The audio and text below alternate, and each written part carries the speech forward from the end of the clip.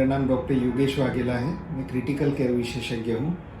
आज हम रिसेंट जो कोविड आउटब्रेक चल रहा है, जिसमें चाइना को बहुत ही बुरी तरह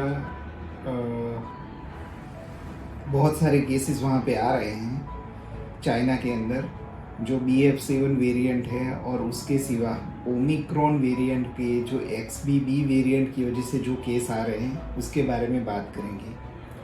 देखिए, अभी रिसेंट मीडिया रिपोर्ट्स में हमने देखा होगा कि चाइना में ओमिक्रॉन के BF7 वेरिएंट की वजह से मेजर आउटब्रेक चल रहा है, बहुत सारे केसेस आ रहे हैं। उसका आगे जाके क्या होगा, और XBB वेरिएंट के बारे में भी बहुत सारी बातें हो रही हैं कि XBB वेरिएंट है तो उसके किस तरह के लक्षण होंगे, फिर से कोविड आउटब्रेक आएगा, क्या सिचुएशन है।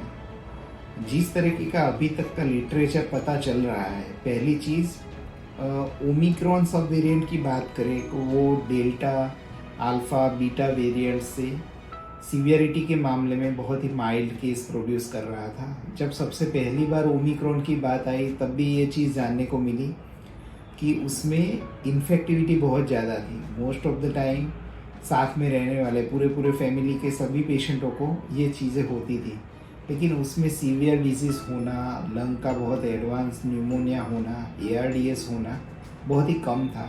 Most of the cases way settle down with in 5 to 7 days of illness.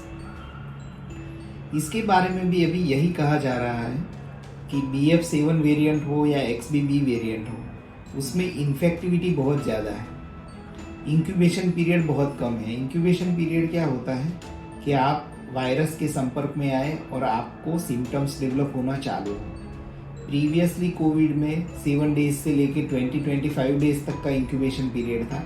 उसमें इस पर्टिकुलर वेरिएंट में इंक्यूबेशन पीरियड कम है, इन्फेक्टिविटी बहुत ज़्यादा है, क्रॉस इन्फेक्शन ज़्यादा है, और दूसरी चीज़ री इन्फेक्शन हो सकता है, क्योंकि प्रीवियस कोविड इन्फेक्शन हुआ हो फिर भी चांसेस हैं आपको इससे इन्फेक्शन हो। अभी मैं अपना ओपिनियन शेयर करना चाहूँगा।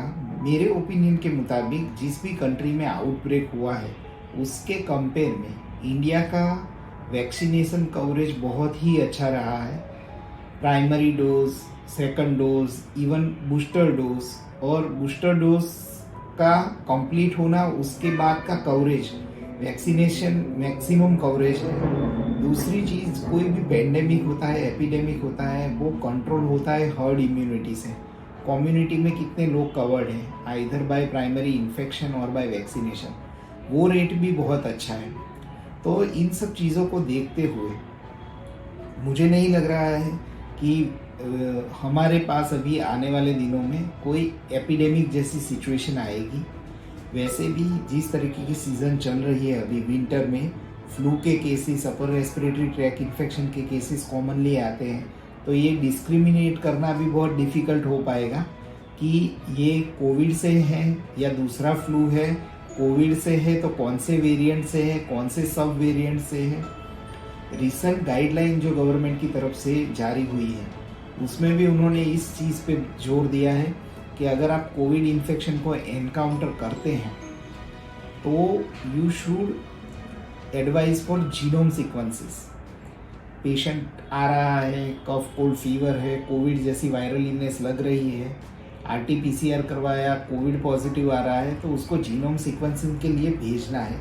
तो एक्चुअली हमें पता चले कि कौन सा सब वेरिएंट चल रहा है और उसके मुताबिक हम आगे भी ट्रीटमेंट स्ट्रेटेजी उसके मुताबिक प्लान कर पाएँ। जहाँ तक दूसरे देशों में एपिडेमिक जैसी सिचुएशन चल रही है, उनके बहुत सारे रीज़न हैं। जैसे मैंने पहले भी बताया कि उनका वैक्सीनेशन कवरेज क्या था, कौन सी वैक्सीन थी, उसकी एंटीजेनिसिटी क्या थी, उससे प्रोड्यूस होने वाले एंटीबॉडी बॉडी में रहने की ड्यूरेशन क्या थी।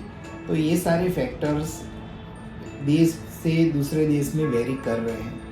जैसे मैंने बताया, हम लोगों को वैक्सीनेशन वगैरह बहुत अच्छा है, तो मुझे नहीं लग रहा ऐसा डरना चाहिए। हाँ, प्रिकॉशन लेना चाहिए। अब पहले जैसे प्रिकॉशन की बात करेंगे कि सबको सोशल डिस्टेंसिंग मेंटेन करना है, मास्क पहनना है, क्राउड वाली जगह पे नहीं जाना है, ये सारी चीज़ें तो अपनी जगह पे रहेगी। लेकिन मुझे अब लग रहा है सबसे ज़्यादा ज़रूरी है जिसको सिम्टम्स है, फीवर है, कफ कोल्ड है, सोर थ्रोट है, तो उसको अपनी जगह अपने आप को आइसोलेट करना चाहिए, मास्क पहनना चाहिए, तो उससे दूसरे लोगों को ट्रांसमिट ना हो। और पहले भी सभी वेरिएंट में, सभी आउटब्रेक में जैसे था कि जो अनकंट्रोल डायबिटिक है, लीवर डिसीज़ है, किडनी डिसीज़ है, ओल्ड एज पेशेंट है, उन सब चीज़ों को ज़्यादा ख्याल रखना चाहिए। Thank you.